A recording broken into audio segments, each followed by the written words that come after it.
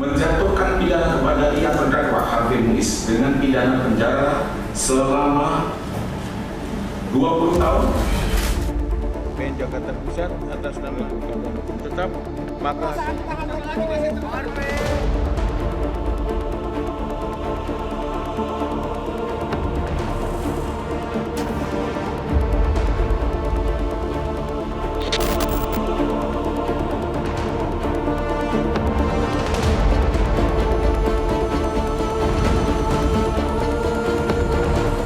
Pemirsa, terima kasih Anda masih bersama kami di Newsline. Kami lanjutkan Newsline Trending Topik yang kedua, ada 20.000 pencarian terkait dengan Harvey Muiz. Ini terkait dengan Pengadilan Tinggi Jakarta yang memperberat vonis penjara suami artis Sandra Dewi, Harvey Muiz, menjadi 20 tahun. Vonis ini dibacakan pada Kamis 13 Februari. Vonis ini lebih berat dibandingkan putusan Pengadilan Tindak Pidana Korupsi pada Pengadilan Negeri Jakarta Pusat, yakni hanya 6,5 tahun penjara. Jadi pemirsa, Majelis Hakim Pengadilan Tinggi menyatakan Harvey Muiz terbukti bersalah dalam kasus korupsi pengelolaan tata niaga komoditas timah serta pencucian uang. Hakim menilai vonis terhadap Harvey terlalu ringan jika dibandingkan dengan nilai korupsi yang sudah dilakukannya. Sehingga hukuman penjara Harvey Muiz haruslah diperberat. Dan dalam pertimbangannya, pemirsa, Majelis Hakim juga menegaskan tidak ada hal yang meringankan untuk Harvey Muiz. Jadi ini sedikit berbeda ya Eva kalau dibandingkan dengan persidangan sebelumnya yang mengatakan ada hal meringankan karena sudah berperilaku sopan, kemudian punya tanggungan keluarga. Nah, dalam sidang kali ini tidak ada hal yang meringankan. Ya, sementara itu Kejaksaan Agung kemudian merespons vonis Pengadilan Tinggi terhadap Harvey. Kejagung menyatakan menghormati putusan hakim yang memperberat vonis Harvey Muiz. Kejagung mengaku belum menerima salinan putusan dari Pengadilan Tinggi Jakarta. Dan sambil menunggu salinan, jaksa akan paralel melihat sikap Harvey Muiz. Harvey masih memiliki waktu 14 hari pemirsa untuk merespons putusan Pengadilan Tinggi. Bila Harvey tidak setuju, masih ada langkah hukum yang bisa ditempuh oleh Harvey Muiz, yakni mengajukan kasasi ke Mahkamah Agung. Kita coba simak ya Eva ya, apa yang disampaikan pernyataan dari Kapus Penkum Harli Siregar berikut ini, kita simak. Nah, tentu dengan putusan ini maka kewajiban pengadilan untuk menyerahkan ya salinan putusan ini kepada pihak-pihak, kepada terdakwa maupun kepada ya kami selaku jaksa penuntut umum. Nah, atas dasar itulah maka nanti apakah terdakwa dalam waktu 14 hari akan bersikap ya menerima atau tidak menerima terhadap putusan ini. Nah, jika misalnya terdakwa menerima, tentu putusan ini sudah berkekuatan hukum tetap. Tapi jika terdakwa belum menerima, maka terdakwa memiliki hak untuk mengajukan upaya hukum kasasi. Nah, dalam konteks ini tentu kami melihat bahwa putusan ini kan sudah maksimal, ya. Dari sisi penuntut umum, maka kami nanti tinggal melihat bagaimana sikap dari terdakwa, ya. Pemirsa, Pengadilan Tinggi Jakarta memvonis Harvey Muiz dengan pidana penjara 20 tahun. Vonis ini lebih tinggi dibandingkan dengan vonis Pengadilan Tindak Pidana Korupsi pada Pengadilan Negeri Jakarta Pusat sebelumnya. Lantas bagaimana respons Harvey Muiz? Untuk membahasnya kita sudah terhubung bersama dengan kuasa hukum Harvey Muiz, Junaidi Saibi. Selamat siang Pak Junaidi. Siang Pak Junaidi. Selamat siang. Iya, dengan Valen dan Eva di studio. Pak Junaidi, bagaimana respons atau sikap Harvey Muiz bersama kuasa hukum terkait dengan putusan Pengadilan Tinggi Jakarta ini? Pertama-tama ya saya secara ini melihat ini adalah bentuk lain daripada pembangkangan terhadap asas legalitas.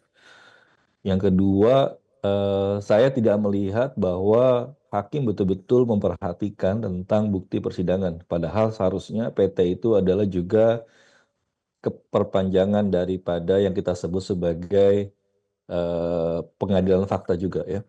Tapi fakta-fakta dari kami tidak melihat ada dipertimbangkan sama sekali ya. Itu pertama, misalnya dilihat bahwa putusannya nggak adil 6,5 tahun karena nilai kerugiannya.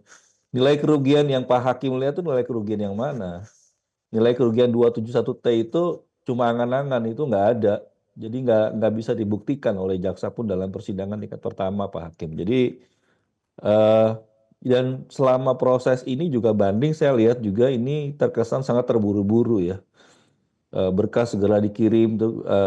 Saya tidak pernah merasa dipanggil untuk inzage sebelum berkas dikirim gitu. Jadi kita nggak pernah ngecek sama-sama berkas yang dikirim sama apa enggak. Apakah berkas kami itu disampaikan apa enggak. Padahal bukti-bukti kami itu ada banyak sekali yang kami sampaikan ya berkaitan dengan baik itu hitungan maupun itu adalah terkait dengan hutan dan peta yang kita sampaikan secara gamblang dalam persidangan itu. Jadi saya nggak ngelihat ini betul-betul tidak hakim ini melakukan pertimbangan yang sesuai ya. Saya nggak perhatikan. Tapi memang kami masih nunggu ya putusan resmi sekaligus juga rasio desidendi itu menjadi penting untuk kita periksa sama-sama rasio desidendi daripada hakim PT ini. Sejauh mana sih pertimbangan yang diberikan sampai masuk ke diktum itu gitu. Jadi kan kita kalau mau lihat apa pandangannya hakim itu kita harus lihat rasio desidendi ya. Nggak cuma lihat dari diktum saja.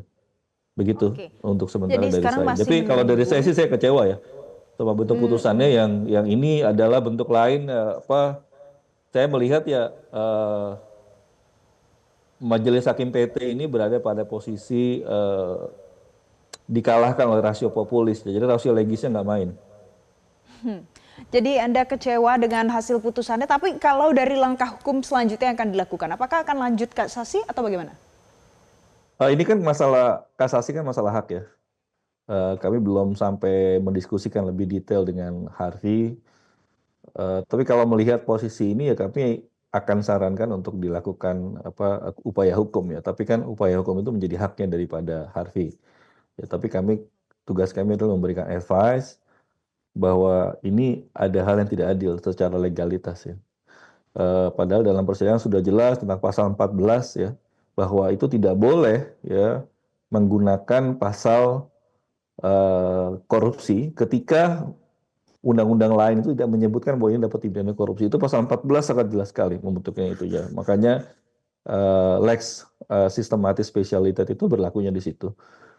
Tapi tetap diputuskan ini juga kan kayak dalam kasusnya DLC Taurus itu juga pakai kehutanan dikenakan korupsi lalu kemudian diputusnya juga akhirnya ini bukan korupsi gitu kehutanan dan kerugian yang dituliskan oleh Bambang Hero ya menurut saya juga itu lemah sekali dan kita bisa lihat itu sifatnya bukanlah kerugian yang pasti atau kerugian real, tetapi kerugian yang bersifat potensi. Itu nggak boleh di dalam korupsi itu adalah kerugian itu yang bukan yang bersifat pasti, harus dihitung. Jadi kerugian dalam korupsi itu harus melalui nilai buku ya. Nah ini kita bisa lihat dan dalam BPKP waktu menjelaskan di persidangan, Anda bisa bayangkan ya. Saya nggak ngerti di mana belajar akuntansinya. Neraca itu harusnya pengeluaran dengan pemasukan.